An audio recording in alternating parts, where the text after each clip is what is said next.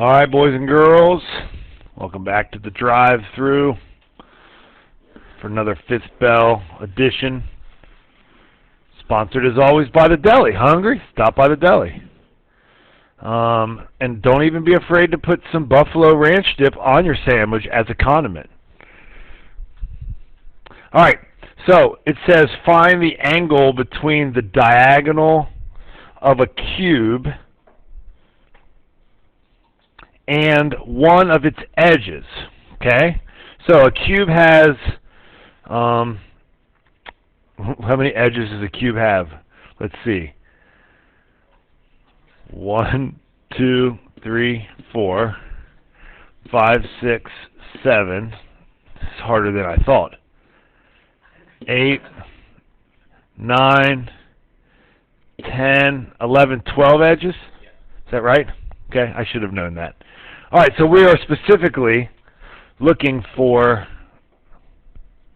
I guess we better tap in the hidden edges. Okay, we are looking for the angle between this thing and this thing. Obviously, we could have chosen any edge or any full diagonal, but we're looking for that angle. First, I'll do it using absolutely nothing new, just using geometry, and then we'll use some vector analysis and see if we can figure it out that way.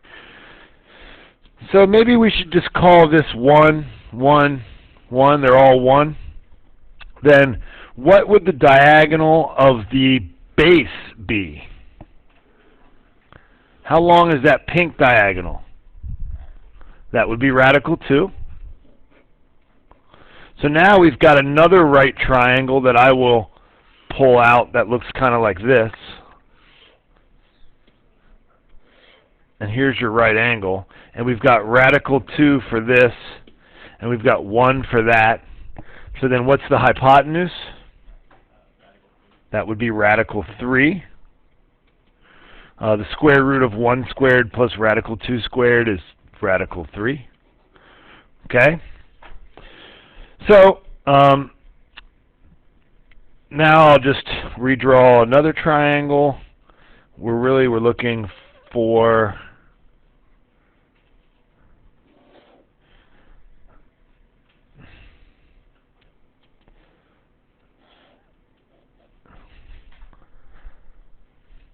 this is 1. This is radical 3. And we're looking for that angle.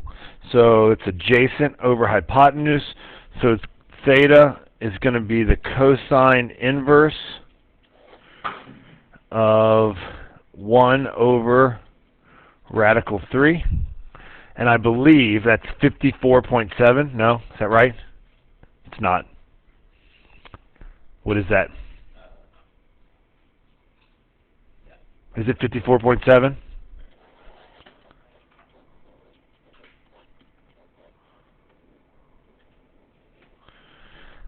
Okay, and I guess if we wanted to approach that using vector calculus, we would obviously put a box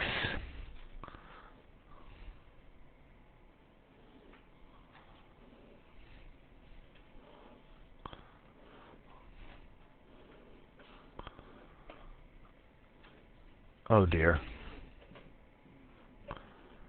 something like that. Okay, and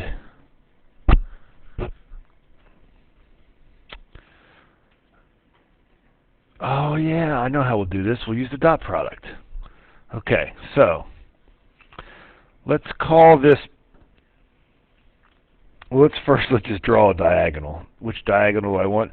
I'm going to draw the diagonal from here to here. It doesn't look that long, but it's from the furthest corner to the origin. And that diagonal, this pink vector we'll call u. What would that be in vector notation?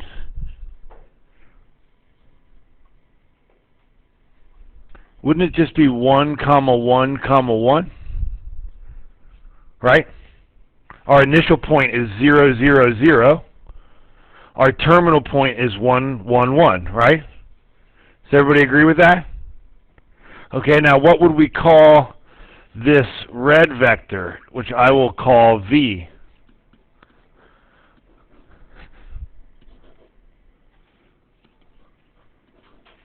What would the red vector be? 0, 0, 1. And one thing you're going to learn in this section is that the dot product is very useful for finding the angle between vectors. So that rule is that the cosine of theta is equal to u dot v over the magnitude of u times the magnitude of v. Can you confirm that that's the right equation, Mitch? Because you're ahead. Does that sound right? Yeah. All right, so now we just got to do u dot v is equal to 1, 1, 1 dot 0, 0, 1, which is 0 plus 0 plus 1. So u dot v is 1.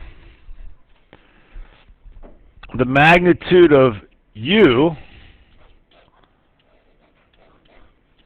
is the square root of 1 squared plus 1 squared plus 1 squared, which is radical 3. Amazing how this works out.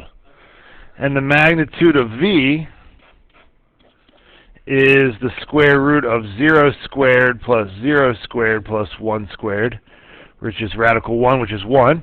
So, cosine of theta, I'll just take this down here because that's how I work sometimes.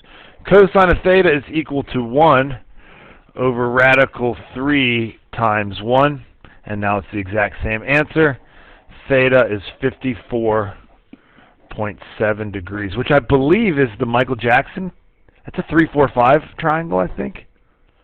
So is 1 radical 3 part of the family of 3, 4, 5 somehow? We'll come back and think about that some other day. Boom!